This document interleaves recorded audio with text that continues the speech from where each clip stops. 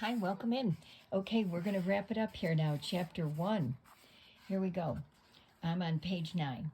On that very day, Noah and his sons, Shem, Ham, and Japheth, together with his wife and the wives of his 3 sons, entered the ark. They had with them every wild animal according to its kind, all livestock according to their kinds, every creature that moves along the ground according to its kind, and every bird according to its kind, everything with wings. Pairs of all creatures that have the breath of life in them came to Noah and entered the ark. The animals going in were male and female, and every living thing, as God had commanded Noah. Then the Lord shut him in. For 40 days the flood kept coming on the earth, and as the waters increased, they lifted the ark high above the earth. The waters rose and increased greatly on the earth, and the ark floated on the surface of the water. They rose greatly on the earth, and all the high mountains under the entire heavens were covered. The waters rose and covered the mountains to a depth of more than 15 cubits. Every living thing that moved on land perished, birds, livestock, wild animals, all the creatures that swarm over the earth, and all mankind. Everything on dry land that had the breath of life in its nostrils died. Every living thing on the face of the earth was wiped out. People and animals and the creatures that move along the ground and the birds were wiped from the earth. Only Noah was left and those with him in the ark. The waters flooded the earth for 150 days.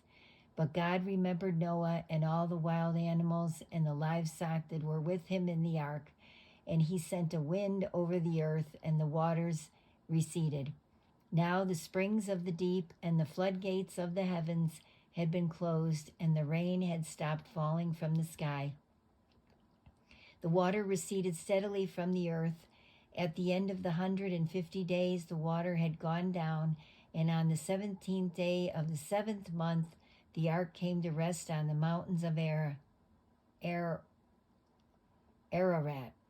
The waters continued to recede until the 10th month, and on the first day of the 10th month, the tops of the mountains became visible.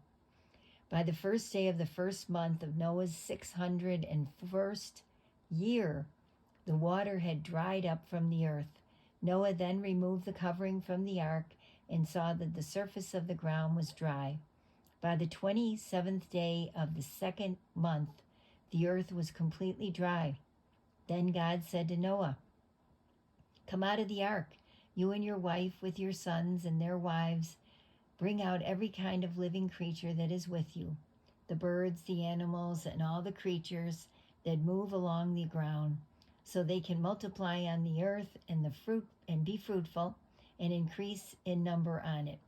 So Noah came out together with his sons and his wife and his sons' wives, all the animals and all the creatures that move along the ground and all the birds, everything that moves on land, came out of the ark, one kind after another.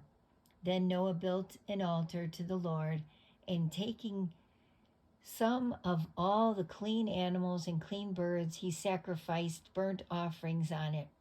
The Lord smelled the pleasing aroma and said in his heart, "Never again will I curse the ground because of humans, even though every inclination of the human heart is evil from childhood, and never again will I destroy all living creatures as I have done." Then God blessed Noah and his sons, saying to them, "Be fruitful and increase in number and fill the earth. The fear and dread of you will fall on all the beasts of the earth and on all the birds in the sky, on every creature that moves along the ground, and on all the fish in the sea. They are given into your hands." Then God said to Noah and to his sons with him, "I now establish my covenant with you and with your descendants after you and with every living creature that was with you, the birds, the livestock, and all the wild animals, all those that came out of the ark with you.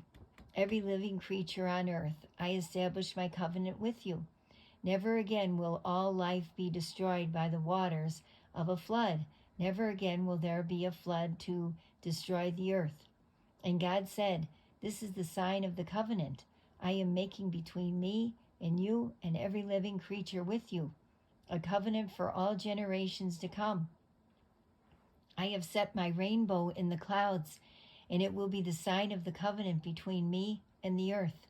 Whenever the rain appears in the clouds, I will see it and remember the everlasting covenant between God and all living creatures of every kind on the earth. The earth recovered from this great flood. Animal and plant life flourished. Noah's family repopulated the earth. The cycle of life continued, and people remembered God. Ancient businesses grew, homesteads and farms developed, and trade routes brought wealth and opportunity for travel.